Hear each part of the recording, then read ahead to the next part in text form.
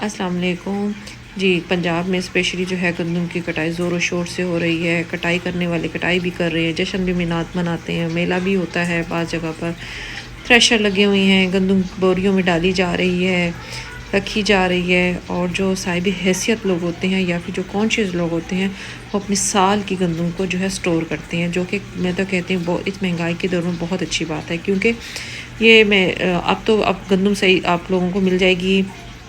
एक मन जो गंदम है वो तकरीबन 3200-3300 की मिल रही है।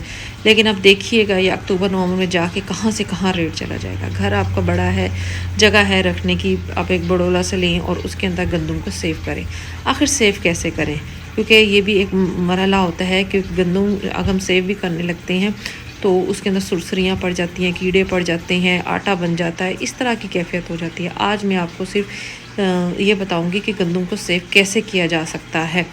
अगर आप अपने फ़र्ज़ किया गंदम लेकर आए हैं, पहली तो बात जैसे अब अप्रैल में गंदम आ गई आप लोगों के घर के अंदर, अप्रैल के लास्ट में आ गई, मई के शुरू में आ गई है, उसको बोरियों के अंदर आ गई है तो बोरियों के अंदर आई है तो उसको बोरियों के अंदर ही अभी रहने दें।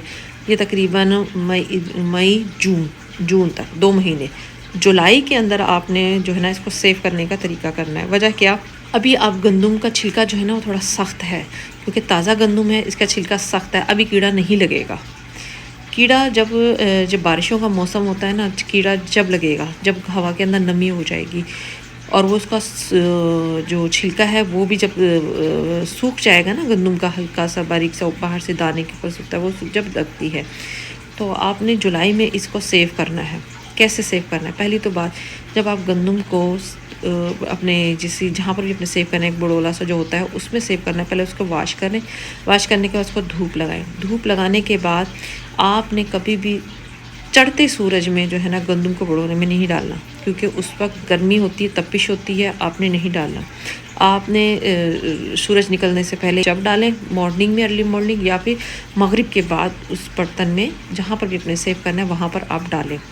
ठीक है, अब डालना कैसे है, 2 मन गंदम डाली पहले, फिर उसके बाद ताज़ा नीम के पत्ते वो आपने डाले, बिछा दिए। फिर उसके बाद आपने जो है 2 मन गंदम के ऊपर तकरीबन माचिस की 1 डब्बी, माचिस की डब्बी को उसकी डब्बी में से निकाल के किसी बर्तन, खुले बर्तन में रखना है, गहरे बर्तन में, जैसे प्याली होगी, कटोरा हो गया, उसमें रखना है और उस पर ढकना नहीं है। फिर 2 मन गंदम डाली, फिर इसी तरह आपने नीम के पत्ते डाले और उसके ऊपर ये माचिस की रख दी थी। फिर इस तरह जितनी भी तह ब तह लगाते गए, फिर ऊपर से भी आपने कर दिया।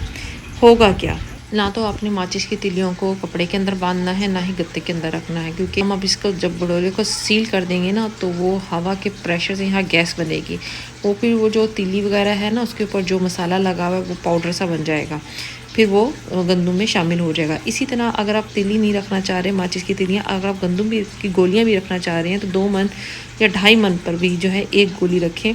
उसको भी कपड़े में बांधना नहीं है, उसी तरह बर्तन में रखें, क्योंकि इसका जब इसमें आपको सील करेंगे वही प्रोसीजर होगा कि ये हवा इस पर गैस बनेगी और गैस बनने के बाद जो है जो भी हशरात वगैरह होंगे वो उस गैस से मर जाएंगे, तो फिर उसके बाद उसका बुरबुर सा हो बन जाएगा, गोलियां जो है ना वो हो जाएंगी, नरम आटा सा बन जाएगा और वो फिर हमारी गंदम में शामिल हो सकता है। इसलिए उसको बर्तन में डालना है, बर्तन में डालना है, ताकि जब आपने निकालना हुआ निकाला और उसको बर्तन को वो तो या तो बहा दिया आपने, नहीं तो उसको जो है ना उसमें ज़मीन के अंदर उसको दबा देना है, ऐसे नहीं फेंकना, वो एक जहर है, कोई भी उससे खाएगा तो उसका नुकसान हो सकता है।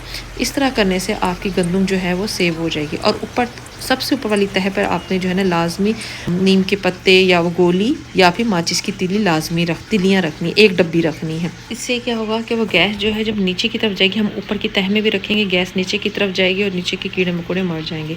और उसके बाद आटा लगा के ना उस ब्लोड़े को जो है ना वो सील कर देना आपने, तो आपकी गंदम महफूज रहेगी इंशाल्लाह, कोई नुकसान नहीं होगा और जो है ना कोई सुस्रियाँ लगेंगी और कोई मसला नहीं होगा। बस आपका जो बर्तन होगा ना जिसे बरोला कहते हैं वो डैमेज ना हो कहीं से, ये आपने चेक करना है कि उसके अंदर बाहर की नमी ना जाए, जैसे बारिश की नमी या फिर फ़र्श वगैरह धोते हैं उसकी नमी ना जाए। उम्मीद आपको वीडियो पसंद आई होगी। अब मुझे इजाज़त दीजिए, अल्लाह हाफिज़।